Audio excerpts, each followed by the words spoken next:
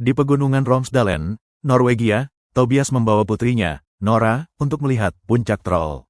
Cerita dongeng mengatakan bahwa 13 troll pernah berkumpul di sini untuk sebuah pernikahan, tetapi mereka terlalu mabuk dan kehilangan jejak waktu, akhirnya mereka berubah menjadi gunung. Nora merasa bahwa dia sudah terlalu tua untuk dongeng, yang membuat Tobias merasa sedih, dan dia mengingatkan Nora bahwa kita harus mempercayai sesuatu untuk bisa melihatnya.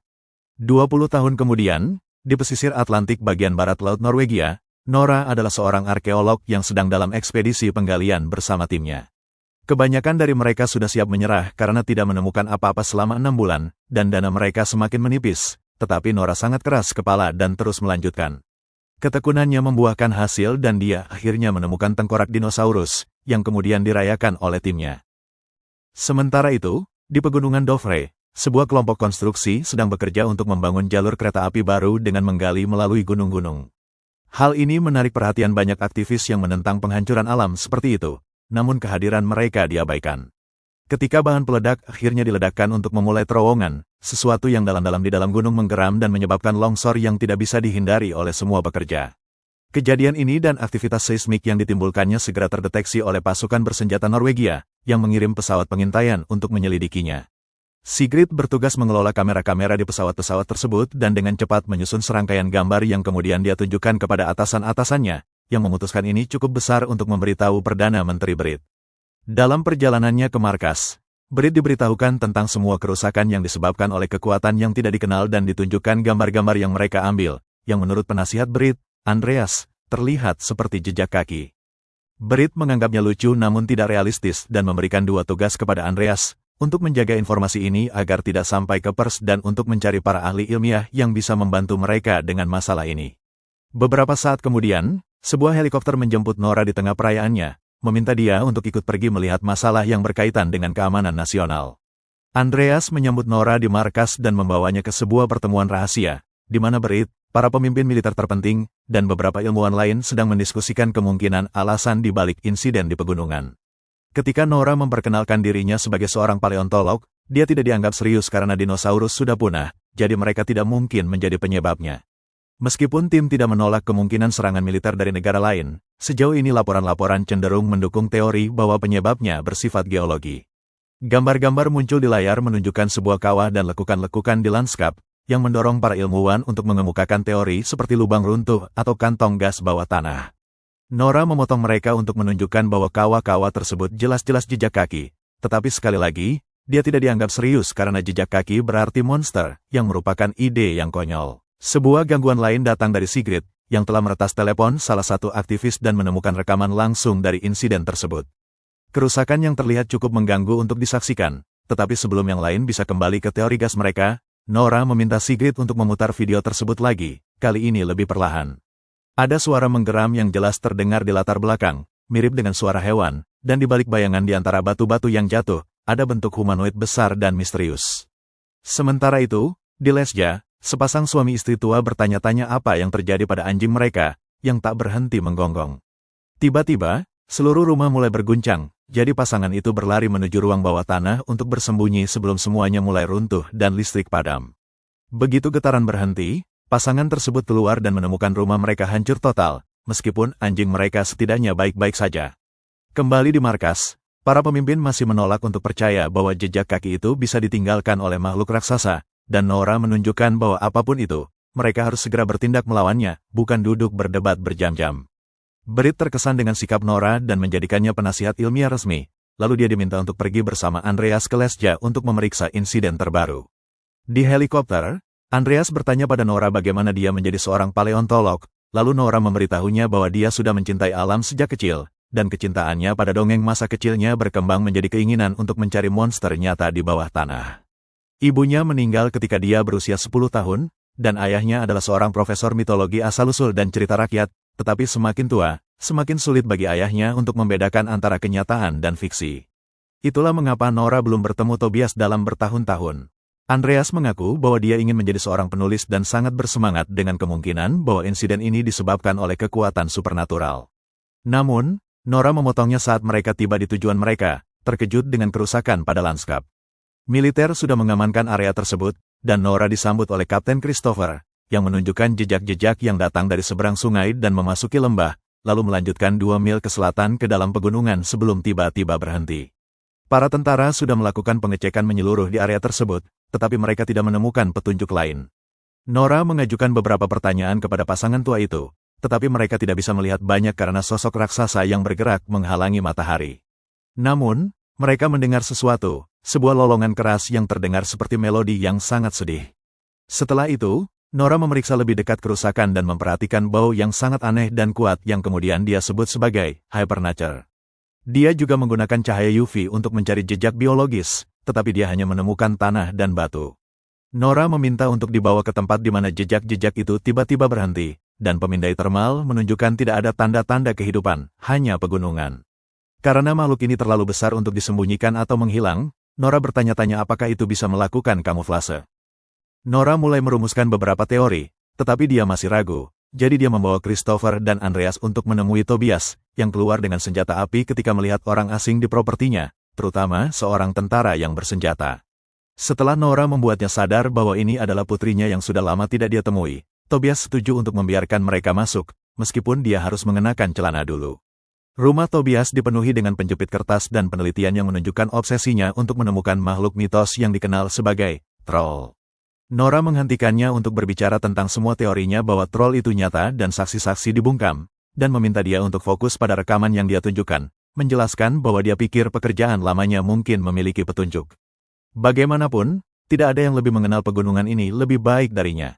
Namun, Tobias berpikir rekaman ini membuktikan bahwa teori trollnya itu nyata, dan ketika Nora menunjuk bahwa para ilmuwan pasti sudah menemukan DNA troll jika mereka benar-benar ada, Tobias mengingatkan bahwa kristenisasi Norwegia telah menghilangkan semua makhluk mitos, dan ketika dia hampir mengungkapkan semuanya, Tobias dikirim ke rumah sakit jiwa.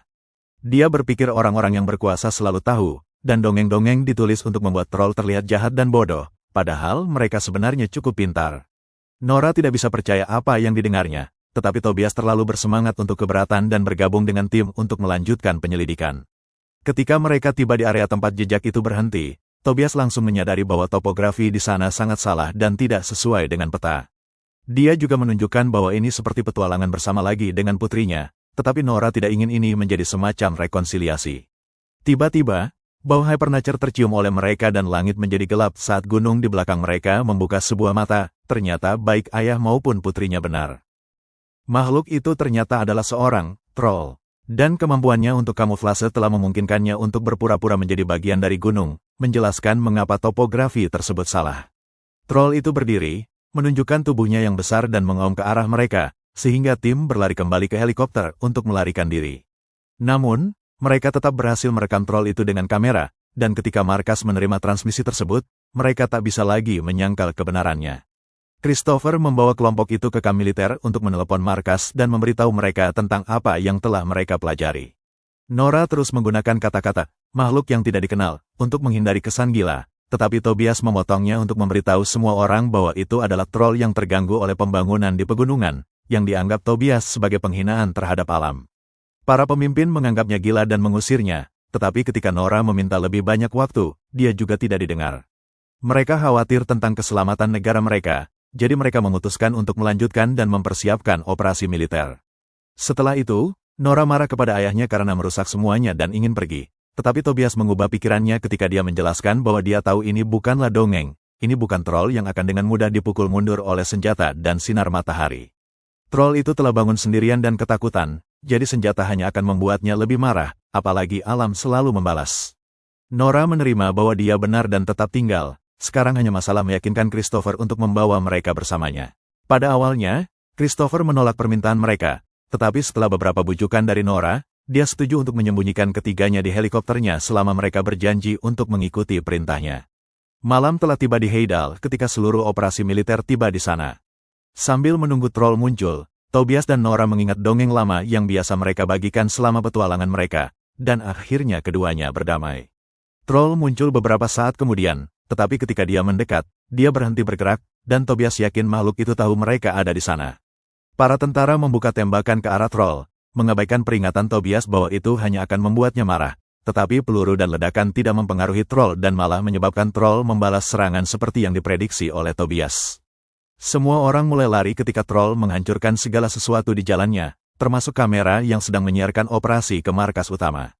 Tim bersembunyi di balik pohon dengan seorang tentara yang terluka, dan ketika mereka hampir bergerak, troll merunduk dan menangkap tentara tersebut untuk dimakan. Tobias menjelaskan bahwa troll mungkin mencium darah dari luka tentara itu. Nora, Andreas, dan Christopher ingin melarikan diri, tetapi Tobias memutuskan untuk mendekati troll dan mencoba pendekatan yang lebih ramah. Mengejutkan semua orang, troll benar-benar berhenti bergerak dan menjawab kata-kata lembut Tobias dengan raungan damai. Tetapi sayangnya tidak semua tentara mengerti pesan tersebut. Sebuah truk menembakkan senjata ke arah troll lagi, dan ketika makhluk itu berbalik untuk membalas serangan, ia tanpa sengaja mengenai Tobias. Saat troll itu pergi, Nora bergegas ke sisi ayahnya, dan Tobias menggumamkan kata-kata istana, raja, rumah, dan meminta putrinya untuk ingat. Ketika mereka kembali ke pangkalan, Nora menyibukkan diri dengan meneliti penelitian Tobias untuk melupakan rasa sakit dan mencari solusi. Ketika Andreas dan Christopher datang untuk memeriksanya, mereka memberitahu bahwa mereka telah kehilangan jejak troll untuk saat ini, tetapi pasukan sedang bersiap untuk serangan udara. Nora berpikir serangan ini akan memiliki hasil yang sama dengan yang pertama, yang berarti mereka perlu berpikir di luar kotak. Dongeng mengatakan troll tidak menyukai sinar matahari, tetapi mereka pernah melihat yang ini muncul di siang hari. Petunjuk lain yang mereka miliki adalah penyebutan Tobias tentang bagaimana troll dihancurkan oleh Kristenisasi Norwegia, yang memberi Nora sebuah ide. Mereka menghubungi Britt dan yang lainnya untuk menjelaskan bahwa cerita mengatakan troll biasa melempar batu besar ke gereja saat mereka mendengar lonceng, yang berarti lonceng adalah yang perlu mereka gunakan. Para pemimpin menganggap ini konyol, jadi Christopher harus menyela untuk mengingatkan mereka bahwa sejauh ini tidak ada yang berhasil dan mereka butuh alternatif. Jadi Britt dengan enggan memberi mereka izin untuk melanjutkan rencana. Troll itu muncul kembali beberapa saat kemudian, mendekati taman keluarga Hunderfossen dan menyebabkan kepanikan besar di antara kerumunan. Saat semua orang mulai berlarian, seorang gadis kecil malah menonton makhluk itu. Christopher dan Nora muncul dengan helikopter, memandu seluruh helikopter yang membawa lonceng raksasa. Mereka mengelilingi troll itu dengan lonceng-lonceng itu. Saat lonceng-lonceng itu berdenting, dan ternyata Nora benar, suaranya memang menyakiti telinga troll itu. Namun, troll itu juga tidak ragu untuk menyerang untuk membela diri, menghantam helikopter dan membuatnya jatuh. Ketika salah satu helikopter akan jatuh di atas gadis kecil itu, troll itu secara mengejutkan meraih helikopter untuk menyelamatkannya. Karena kejadian ini terjadi di tempat umum, sekarang seluruh dunia tahu tentang troll itu. Dan fakta bahwa troll itu sedang menuju ibu kota. Siaran berita dari setiap negara meliput insiden itu dan klip rekaman telepon menjadi viral di media sosial. Ketika tim kembali ke pangkalan, Britt yang marah mengabaikan Nora ketika dia mengatakan bahwa lonceng itu berfungsi, sehingga mereka harus mencoba lagi dari sudut yang berbeda. Tetapi Britt mengusir Nora keluar dari pangkalan. Saat keluar, Nora bertemu Christopher, yang mengaku bahwa dia pikir Britt telah membuat kesalahan dan dia akan ada untuk Nora jika dia membutuhkan sesuatu. Di ruang konferensi, para pemimpin militer memberitahu Britt tentang beberapa rudal berbahaya yang belum disetujui secara resmi. Britt tidak percaya dia tidak tahu tentang ini, dan Andreas menunjukkan bahwa senjata semacam itu seharusnya tidak dipertimbangkan, namun ini hanya membuatnya diusir dari ruangan. Melihat bahwa dia tidak akan dianggap serius, Andreas memutuskan untuk mengundurkan diri dan bergabung kembali dengan Nora yang sedang menunggu, memberitahunya untuk bersiap karena mereka akan mengevakuasi kota. Beberapa saat kemudian, Britt muncul di televisi secara resmi mengumumkan status darurat dan meminta semua warga untuk bekerja sama sementara tentara mereka mengambil alih untuk mempersiapkan operasi berikutnya dan membantu mengevakuasi tanpa masalah. Nora dan Andreas berada di mobil yang sama dan terjebak dalam kemacetan, jadi Nora memanfaatkan waktu ini untuk terus melihat penelitian Tobias. Halaman-halaman itu terus menyebutkan, Sinding, dan sesuatu tentang seorang penjaga gerbang, yang mendorong Andreas untuk berkomentar bahwa itu bisa jadi Rikard Sinding, penguasa istana kerajaan. Nora tiba-tiba teringat kata-kata Tobias yang menyebut raja, istana, rumah, sebelum kematiannya. Dan menyimpulkan bahwa mereka harus pergi ke istana kerajaan. Andreas mengemudikan mereka ke sana dan mereka dihentikan oleh penjaga di gerbang. Namun Sinding segera datang untuk membiarkan mereka masuk karena dia sudah menduga bahwa Tobias atau seseorang yang berhubungan dengannya akan muncul cepat atau lambat. Sinding menjelaskan bahwa dia menghormati Tobias, meskipun Tobias membencinya, dan kekerasan hatinya memungkinkan dia menjadi salah satu dari sedikit orang yang menemukan rahasia di bawah istana tersebut. Dulu, dianggap sebagai keberuntungan untuk membangun sebuah istana di atas rumah raja lain, dan ternyata istana ini dibangun di tempat tinggal Raja Troll. Nora dan Andreas dibawa ke sebuah terowongan yang penuh dengan tulang troll, sementara Sinding menjelaskan bahwa Kristenisasi Norwegia membunuh semua yang bertentangan dengan agama mereka. Mereka menyerang keluarga troll kerajaan dan hanya menyisakan satu bayi untuk memancing raja tersebut ke dalam gunung. Di sana, mereka mengurungnya di dalam gua dan membiarkannya mati. 12 tahun lalu, Tobias mengetahui semua ini dan Sinding mengirimnya ke rumah sakit jiwa untuk menjaga rahasia tersebut. Dia merasa buruk tentang itu, tetapi masih menganggapnya sebagai hal yang benar untuk dilakukan, yang membuat Nora sangat marah. Namun, ini bukan waktu untuk berdebat. Nora sadar bahwa Tobias benar, Raja Troll sedang menuju rumah, ke istana, dan mereka perlu menghentikannya. Saat melihat-lihat tulang-tulang itu, Nora menyadari bahwa lampu UV miliknya merusaknya, yang berarti cerita-cerita tentang troll yang takut pada sinar matahari memang benar. Mereka sudah melihat troll keluar di siang hari, tetapi mereka belum pernah melihatnya di bawah sinar matahari langsung karena awan dan gunung-gunung. Andreas menunjukkan bahwa mereka tidak bisa mengendalikan matahari, tetapi Nora sudah punya rencana, dan dia menghubungi Christopher untuk meminta bantuannya. Dia akan memasang perangkap khusus sementara Nora dan Andreas menggiring troll ke sana. Sementara itu, troll telah tiba di kota, dan sekali lagi, serangan militer tidak mempengaruhi troll, jadi Berit menyetujui penggunaan rudal. Sigrid menyadari para pemimpin sedang bersiap untuk meluncurkan rudal tersebut dan menelepon Andreas untuk memperingatkannya, yang berarti mereka perlu mencari cara untuk membeli waktu. Andreas meminta Sigrid untuk mencoba meretas sistem militer untuk menghentikan peluncuran sementara Christopher membunyikan sistem alarm di seluruh kota, yang membawa teman-teman tentaranya untuk membantu memasang perangkap. Sinding juga membantu, meminta para penjaga untuk menaruh salah satu tengkorak troll di truk terbesar yang mereka miliki, yang akan dikendarai oleh Nora dan Andreas keliling kota untuk menarik troll menjauh dari istana. Sigrid membutuhkan beberapa percobaan untuk meretas sistem, tetapi setelah berhasil, dia segera menghentikan peluncuran rudal, memberi Nora dan Andreas waktu yang mereka butuhkan. Ketika troll semakin dekat, mereka akhirnya memulai perjalanan dan memperlihatkan tengkorak di belakang truk, yang membuat troll mengaum marah dan mengejar mereka sesuai rencana. Nora menelepon Christopher untuk memberitahunya bahwa mereka sedang dalam perjalanan. Christopher memberikan pidato motivasi kepada tentaranya agar tetap berani ketika monster itu muncul. Akhirnya Nora dan Andreas mencapai jalan raya, tetapi tanpa sengaja mereka menjatuhkan kepala tengkorak itu dari truk.